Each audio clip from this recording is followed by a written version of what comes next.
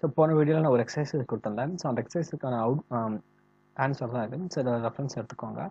Okay. So இந்த வீடியோவில் என்ன பார்க்க போனால் வேரியபிளுக்கான ஒரு இன்ட்ரடக்ஷன் பற்றி பார்ப்போம். ஃபர்ஸ்ட் நான் ஒரு சி ப்ரோக்ராம் ரைட் பண்ண போகிறேன். ஸோ நான் ஹெடர் ஃபைலில் இன்க்ளூட் பண்ணிடுறேன். So hash include studio.h and hash include conio.h. Okay. So நான் வந்து ஹெடர் ஃபைலில் இன்க்ளூட் பண்ணிட்டேன். நெக்ஸ்ட் நான் ஃபங்க்ஷன் க்ரியேட் பண்ணோம். So void main parenthesis curly braces. Okay. இப்போ ஃபங்க்ஷனை க்ரியேட் பண்ணிட்டு இப்போ நான் ப்ரோக்ராம் ரைட் பண்ண ஸ்டார்ட் பண்ணலாம். ஸோ இதுக்கு நான் ஜஸ்ட் ஒரு பிரிண்ட் ஸ்டேட்மெண்ட் நெஸ்ட் பண்ணுறேன். ஸோ printf சி ப்ரோக்ராமிங் சும்மா நான் கொடுத்துக்கிறேன். C programming. ஸோ இது நியூ லைனில் வேணுன்றதுக்காக நான் ஸ்லாஷ்ன்னு சொல்லிட்டு எஸ்கேப் சீக்வன்ஸ் யூஸ் பண்ணுறேன். கொஞ்சம் சென்ட். ஸோ கம்பைல் அண்ட் ரன் கொடுக்குறோம் நான் இப்போது.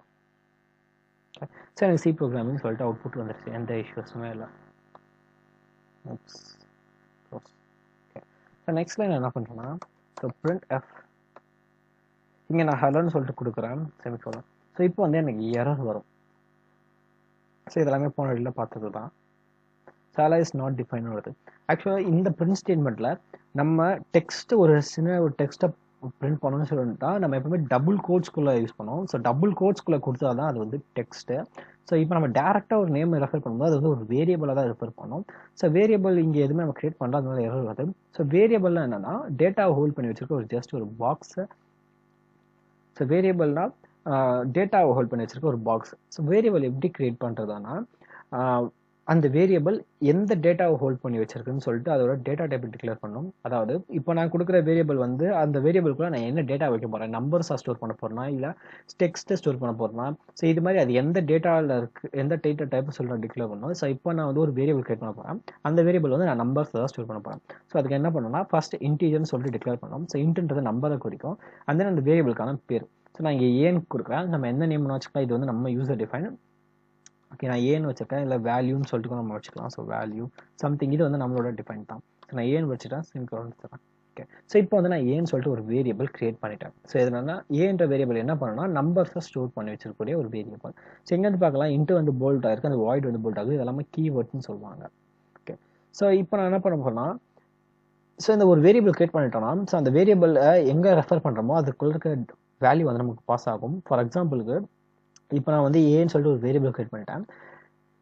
இதை நான் பாஸ் பண்ணும்போது அந்த இடத்துல எனக்கு வந்து அந்த வேரியபிளில் என்ன டேட்டா இருக்கோ அது வந்து எனக்கு ஃபெச் ஆகி கிடைக்கும். இப்போ நான் எந்த டேட்டாவும் வைக்கல, ஸோ இனிஷியலாக 0ன்னு இருக்கும். ஸோ நான் அதுக்கு டேட்டா வச்சுறேன். ஸோ எப்படி வைப்பேன்னா சிம்பிள் தான். ஸோ ஏ ஈக்குவல் டு 100 சொல்லிட்டு நான் சும்மா வைக்கிறேன். ஸோ இங்கே வந்து நான் தான் இதுக்குள்ளே டெக்ஸ்ட்டை ஃபிட் பண்ணுறேன்.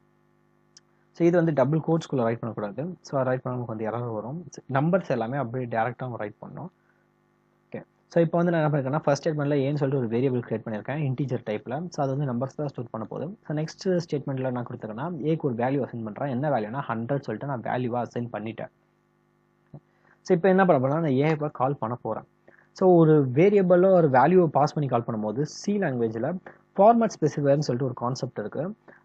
ஸோ அதாவது அது கெட் இப்போ நம்ம வந்து இங்கே எப்படி இந்த வேல்யூ வந்து ஏன்ற ஒரு வேரியபிள் வந்து இன்டீஜர்ஸ் டைப்பு, அது வந்து நம்பர்ஸை தான் ஸ்டோர் பண்ணுதுன்னு சொல்லிட்டு நம்ம இங்கே டிக்ளேர் பண்ணியிருக்கோமோ அதே மாதிரி பிரிண்ட் பண்ணும் போதும் நான் வந்து நம்பர்ஸை தான் பிரிண்ட் பண்ண போகிறேன், இல்லை டெக்ஸ்ட்டை பிரிண்ட் பண்ண போகிறேன். அது என்னன்னு சொல்லிட்டு டிஃபைன் பண்ணோம். சிம்பிளாக அந்த மாதிரி ஜஸ்ட் டெக்ஸ்ட்டுக்கு அது தேவையில்ல. பட் ஸ்ட்ரிங் அரேஸ் இந்த மாதிரியான கான்செப்ட்லாம் இருக்குது. ஸோ நம்பர்ஸ் இதுக்கெல்லாமே நம்ம டிக்ளேர் பண்ணணும். இது வந்து என்ன டேட்டா டைப்பில் இருக்குது, இது வந்து நம்பர் நான் பிரிண்ட் பண்ண போகிறேன்னு சொல்லிட்டு சொல்லணும். ஃபார்மேட் ஸ்பெசிஃபையர் யூஸ் பண்ணி இப்போதைக்கு நம்ம சொல்ல பண்ண ரன் பண்ணால் நமக்கு வந்து எரர் வரும். ஸோ இங்கே வந்து நமக்கு வார்னிங் பாஸ் ஆயிருக்கு.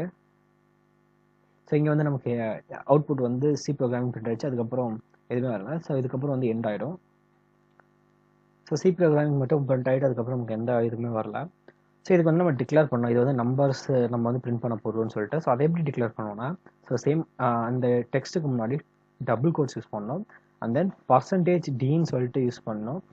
And then comma. ஸோ கம்மாக்கு அடுத்து நம்ம என்ன வேல்யூ பாஸ் பண்ணுறோமோ அந்த வேல்யூ. ஸோ இதுக்கான மீனிங் என்னன்னா, ஸோ %gன்றது வந்து இன்டீஜர் டைப்பை குறிக்கும். இது இந்த %dன்னு சொல்லிட்டு இந்த மாதிரி யூஸ் பண்ணுறது வந்து ஃபார்மேட் ஸ்பெசிஃபைர்வாங்க. ஸோ ஒன்றுக்கு நம்ம பிரிண்ட் பண்ணும்போது இது வந்து இந்த டேட்டா டைப்புக்கு நான் நம்பரை பிரிண்ட் பண்ண போகிறேன், டெக்ஸ்ட்டை பிரிண்ட் பண்ண போகிறேன்னு சொல்லிட்டு நம்ம டிஃபைன் பண்ணணும். ஸோ இது மாதிரி ஃப்ளோட் இதெல்லாமே இருக்குது. இப்போதைக்கு நம்ம ஜஸ்ட் நம்ம நம்பர்ஸ் மட்டும் தான் பிரிண்ட் பண்ண போகிறோம். ஸோ %dன்னு சொல்லி கொடுத்துருக்கேன். அண்ட் தென் கமான்னு சொல்லிட்டு ஏ கொடுத்துருக்கேன். ஓகே. ஸோ ஏன்றது வந்து வேரியபிள் நம்ம கிரியேட் பண்ணியாச்சு. ஸோ இந்த இடத்துல என்ன மீனிங் ஆகும்னா எக்ஸிக்யூட் ஆகும்போது ஸோ ஏல என்ன வேல்யூ பாஸ் ஆயிருக்கோ அது வந்து இங்கே ரிப்ளேஸ் ஆகிடும். ஸோ இங்கே நான் ஏவை கால் பண்ணும்போது எனக்கு வந்து 100ன்னு சொல்லிட்டு ஃபெச் ஆகி கிடைக்கும். இப்போ நான் ரன் பண்ணுறேன்.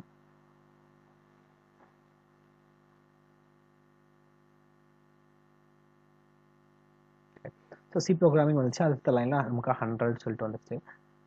இப்போ நான் கண்ட்ரோல் ஃப்ளோ ஒரு செலக்ட் பண்ணுறேன். ஸோ நம்ம ரன் பண்ணி கொடுத்தோடனே மெயினில் இருக்க எல்லா கோடுமே ட்ரிகர் ஆகும். ஸோ ஃபர்ஸ்ட் ஸ்டேட்மெண்ட் என்னன்னா ஃபர்ஸ்ட் ஸ்டேட்மெண்ட்ல நம்ம இன்டீஜர் டைப்பில் ஒரு வேரியபிள் கிரியேட் பண்ணியிருக்கோம். அந்த வேரியபிள் நம்ம சொல்லிட்டு நம்ம ஏன்னு சொல்லிட்டு நம்ம நேம் பண்ணியிருக்கோம். நெக்ஸ்ட் ஸ்டேட்மெண்ட்ல என்ன பண்ணுறோம்னா அந்த ஏக்கு வேல்யூ ஓவர் ரைட் பண்ணுறோம். ஸோ என்னன்னா ஏல வந்து 100 சொல்லிட்டு நம்ம ஸ்டோர் பண்ணுறோம். அந்த நெக்ஸ்ட் ஒரு பிரிண்ட் ஸ்டேட்மெண்ட் இருக்குது. ஸோ சி ப்ரோக்ராமிங் சொல்லிட்டு பிரிண்ட் பண்ணிட்டோம். தென் ஒரு எஸ்கேப் சீக்வன்ஸ் வச்சுக்கோம். ஸோ ஸ்லாஷ் இன் போட்டதுனால இந்த இடத்துல நமக்கு ஒரு லைன் பிரேக் ஆகும். ஸோ நெக்ஸ்ட் லைன் கொடுத்துரும்.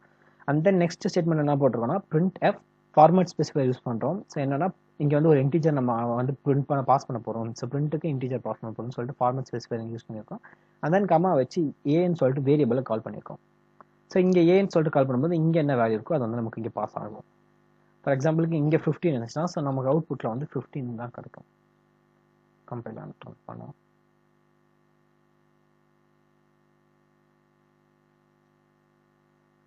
ஸோ இது வந்து ப்ரீவியஸ் நான் க்ளோஸ் பண்ணிடுறேன். ஓகே. ஸோ இங்கே வந்து நமக்கு 15 கிடைச்சிருச்சு. ஸோ இது வந்து வேரியபிள் டிக்ளரேஷன், இது வந்து வேரியபிள் காலிங். ஃபார் எக்ஸாம்பிளுக்கு நான் நெக்ஸ்ட் ஸ்டேட்மெண்ட்டில் யூஸ் பண்ணுறேன். So print F. ஸோ இது இன்னொரு கான்செப்ட் என்னன்னு கேட்டிங்கன்னா ஸோ இந்த சி லாங்குவேஜ் C++, ஜாவா எல்லாமே கேஸ் சென்சிட்டிவ்னு வாங்க. ஸோ கேஸ் சென்சிட்டிவ்னா கேபிட்டல்னா கேபிட்டல், ஸ்மால்னா ஸ்மால்ன்ற மாதிரி வரும். ஸோ இந்த கேஸ் சென்சிட்டிவ் என்னன்னா ஸோ இங்கே நான் வந்து ஏன்னு யூஸ் பண்ணியிருக்கேன். ஸோ இது வந்து ஸ்மால் லெட்டர் ஏ இங்கே கிரியேட் பண்ணியிருக்கேன். ஸோ இப்போ நான் கேபிட்டல் ஏ கொடுக்கும்போது அது வந்து டிஃப்ரெண்ட் வேற ஒரு நேம். ஸோ இப்போ நான் ரன் பண்ணும்போது எனக்கு எரர் வரும். என்னன்னா ஏ வந்து நாட் டிக்ளேர்ன்ற மாதிரி வரும். ஸோ ஏன்னா நம்ம கேப்ஸ் தான் யூஸ் பண்ணணும், ஸ்மால்னா ஸ்மால் லெட்டர்ஸ் தான் யூஸ் பண்ணணும். இது வந்து ஒரு ரூல், கேஸ் சென்சிட்டிவ். ஒரு சின்னதை மாற்றினாலும் நமக்கு வந்து ஸோ எக்ஸிக்யூட் ஆகாது. ஸோ வேற இடத்த பாயிண்ட் பண்ணுற மாதிரி இருக்கும். So print F. இப்போ நான் டபுள் கோட்ஸ்குள்ளே ஏன்னு சொல்லிட்டு நான் ரைட் பண்ணுறேன். ஸோ இப்போ எனக்கு என்ன அவுட்புட் கிடைக்குதுன்னு பார்ப்போம். 15 வந்து இங்கே கிடைக்காது. ஸோ ஏன்னா நம்ம டபுள் கோட்ஸ்குள்ளே ரைட் பண்ணுறது வந்து ஸ்ட்ரிங் ஒரு டெக்ஸ்ட்டு. ஸோ ஜஸ்ட் நமக்கு வந்து ஏன்னு மட்டும் தான் கிடைக்கும். டபுள் கோட்ஸ் இல்லாமல் நம்ம எங்கெல்லாம் மென்ஷன் பண்ணுறோமோ அது வந்து வேரியபிளாக தான் கணக்கு. ஸோ இங்கே நம்ம டபுள் கோட்ஸ் இல்லாமல் மென்ஷன் பண்ணிருக்கோம். இது வந்து ஒரு வேரியபிள். ஸோ இது எங்கேயாச்சும் இருக்கான்னு சொல்லிட்டு இது செக் பண்ணோம். ஸோ டபுள் கோட்ஸ்குள்ளே இருக்கும்போது அது வந்து ஜஸ்ட் டெக்ஸ்ட்டாக தான் கன்சிடர் பண்ணிக்கும். அது எதுவுமே செக் பண்ணாது, டேட்டா தான் பாஸ் பண்ணுவது. இப்போ நம்ம ரன் பண்ணால் நமக்கு வந்து ஸோ சி ப்ரோக்ராமிங் வரும். நெக்ஸ்ட் லைனில் நமக்கு 15 சொல்லிட்டு வரும். அது 50க்கு அடுத்து நெக்ஸ்ட்டில் நமக்கு வந்து ஏன்னு சொல்லிட்டு வெறும் டெக்ஸ்ட் மட்டும் தான் ஃபில் பண்ணும். அங்கே இருக்க டேட்டா வந்து ஃபெச் ஆகாது. ஸோ டபுள் கோட்ஸ்குள்ளே இருக்கும் போது வேல்யூ வந்து ஃபெச் ஆகாது. ஏன்னா அது வந்து ஜஸ்ட் ஒரு டெக்ஸ்ட்டாக தான் கன்சிடர் பண்ணிக்கும். ஸோ ஏன்னு சொல்லிட்டு இங்கே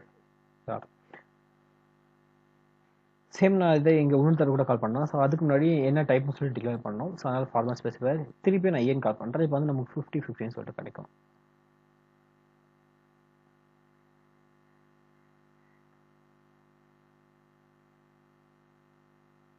ஸோ 50-15 சொல்லிட்டு நமக்கு வந்து கிடச்சிருச்சு அவுட்புட்.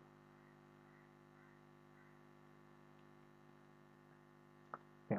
ஸோ நெக்ஸ்ட் நான் என்ன பண்ண போகிறேன்னா இங்கே எனக்கு நியூ லைன் வருது. என்ன பண்ணுறேன், ஸோ இந்த இடத்துல ஸ்லாஷ்ன்னு போகிற மாதிரி இருக்கும். ஸோ கம்பைலன்றான்.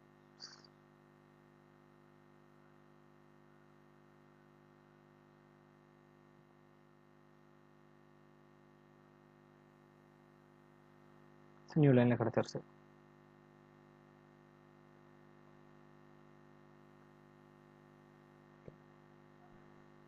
ஸோ இப்போ இன்னொரு ஒரு வேரியபிள் கிரியேட் பண்ணிவிடுவோம். ஸோ அதை எப்படி கிரியேட் பண்ணுறதாம், ஸோ இந்த இடத்துல கிரியேட் பண்ணலாம். ஸோ இன்டீஜர் பி, தென் பிக்கு ஒரு வேல்யூ அசைன் பண்ணிவிடுவோம். ஸோ ஈக்குவல் டு 100 சொல்லிட்டு அசைன் பண்ணிடலாம். ஸோ இந்த இடத்துல ஏக்கு பதிலாக பி ஒர்க் கால் பண்ணுவோம். கம்பைலன்ற கொடுப்பேன்.